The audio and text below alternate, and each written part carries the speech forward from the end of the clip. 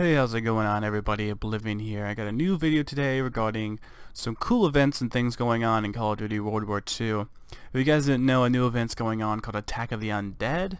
Now, normally I wouldn't just cover a random event in Call of Duty, especially something like in Call of Duty World War II, for how the game's been, since release.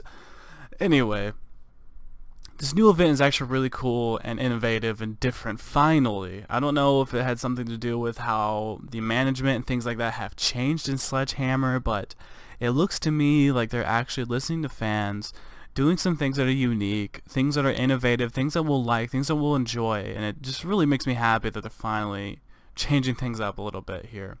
So basically this event brings back some old game modes and some new game modes and really kind of change things around. So the HQ is a little bit different. It has some zombies in a cage and things like that, and it looks really cool, and I think it just kind of has a good vibe. I've always liked zombies. I've always liked, scary kind of things. I think that's why I like Call of Duty World War II so much. But it actually looks really interesting, and they brought back the old school infected mode. If you guys have ever played WW2 or some of the other Infinity Ward games, they definitely tend to have the infected game modes. I think they started it. They brought back infected, which you're an actual zombie this time. It's not like you're a normal dude who's just infected and you gotta go around and kill people. You're actually infected.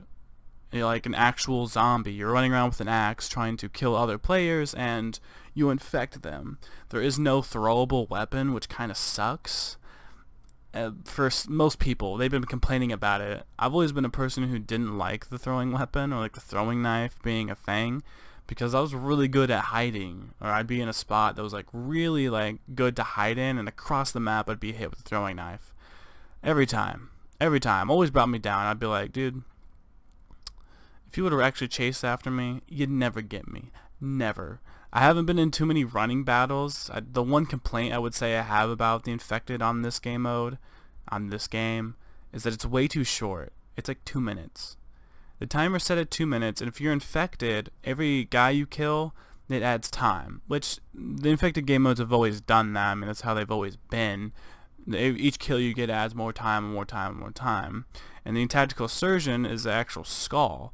You place down a skull on the ground and you kind of teleport back to that whenever you die, which is really cool. And I'm glad they actually changed up how the tactical insurgent is going to be in this game, because the tactical insurgent didn't make much sense in like WW2 and like WW3 and things like that. Whenever you'd play infected, I'm just like, yeah, we're laying this down, but like, why are we spawning back at it? It was just kind of a game mechanic, and they didn't really know what else to do.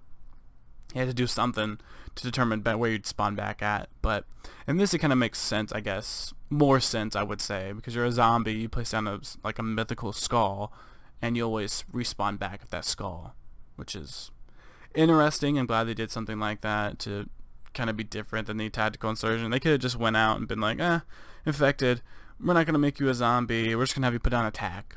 But no, they were unique and did some different things. Now, on the other team, when you're not infected, there's random care packages dropping every so often, including the V2 rocket. In multiplayer, if you get like 24 kills, or if you guys know what the tactical nuke is off of WW2 and like WW3 and Ghost and some of these other games, once you reach like 24 kills or around there, which is pretty difficult to actually do.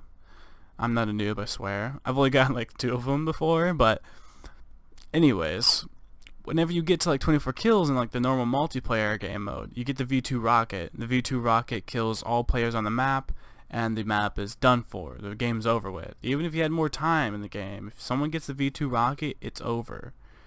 There's a bunch of memes about it with the tactical nuke, but once that happens, the game's over with. And this, you can get the V2 rocket out of care packages, you can get the flamethrower out of care packages and different things like that. That's all I've seen so far. The V2 rocket will kill all the zombies in the map, giving you all the kills, but it doesn't end the game. You can keep getting V2 rockets out of care packages. So you can just hide, get V2 rockets, keep killing the enemy team that's infected over and over again, and get a bunch of kills. I got tons of XP and things like that from this game mode. This is a really good way to grind. If you're a low level or something like that, really fun way to grind in this infected mode. And moving on, the infected mode is, I think, in like Grossenhaus, which is the first tutorial level in the actual Call of Duty World War II Zombies mode, Ghost House, is included now. It is something you can play Infected on and some of the other game modes on.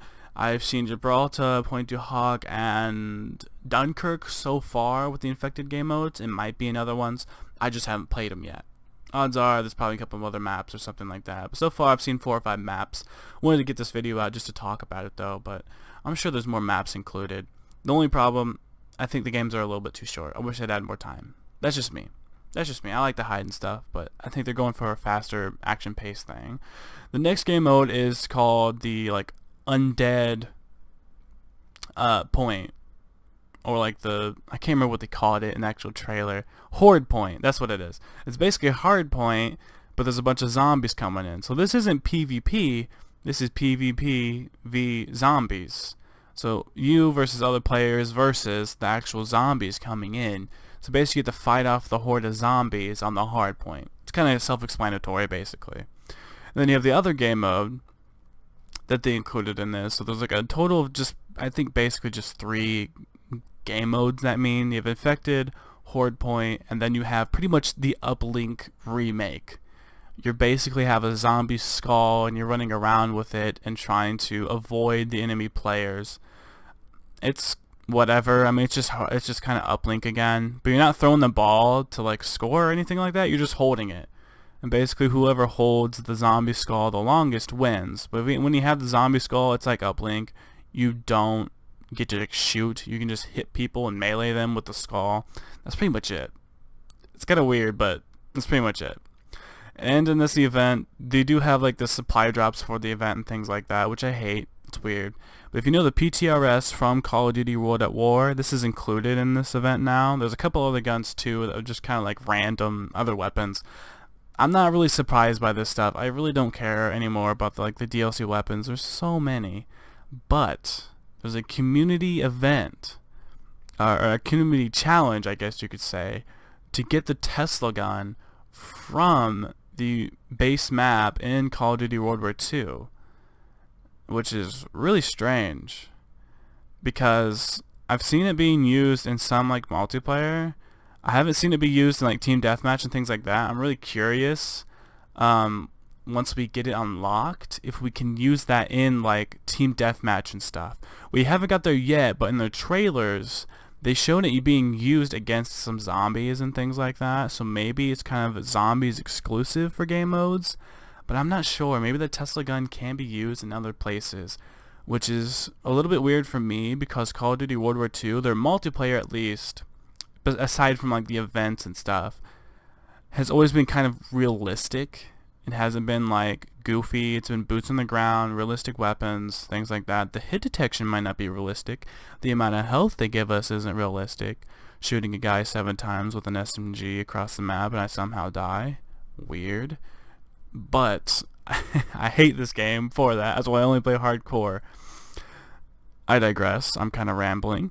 Anyway, the Tesla gun seems kind of strange for me to be put in multiplayer. I love the idea because the Tesla gun's pretty cool. I like how it looks. I love the Wonderwaffe from the Treyarch games. This is kind of like it. I'm curious if we're going to be able to have the variations of it. There's the wind version, the fire version, different versions of the Tesla gun within the actual World War II base map. So I'm curious if they're going to actually have that included in the normal multiplayer, or if that's kind of something that's just during the attack of the undead. Because everybody's going to get it, which leads me to believe that we will be able to use it in other places, because it's not like it came out of a supply drop and only 2 people in the entire freaking world will have the gun at the time. No, everybody will have the gun at the exact same time because of the event. Once it ends, we'll all have it eventually. Anybody who gets on will end up having the Tesla gun, so that's pretty interesting. All in all, I think that kind of wraps up everything. You're able to use the emblems from the game and use them for weapon charms. I'm not sure if created emblems are allowed or just emblems from the actual game itself. I haven't looked into that. I didn't really care. I mean, I was just alright, that really doesn't have anything to do with the attack of the undead, but okay. We'll just throw that in there. They just kind of threw that in, but That's my little update video of Call of Duty World War II, guys. If you want to see more content, please subscribe. Drop a like if you like these news kind of videos, these update videos about different games and stuff. I'm going to have more of these out in the future, but please like, comment, subscribe for more content. I'll see you all in the next video. Thank you all for watching.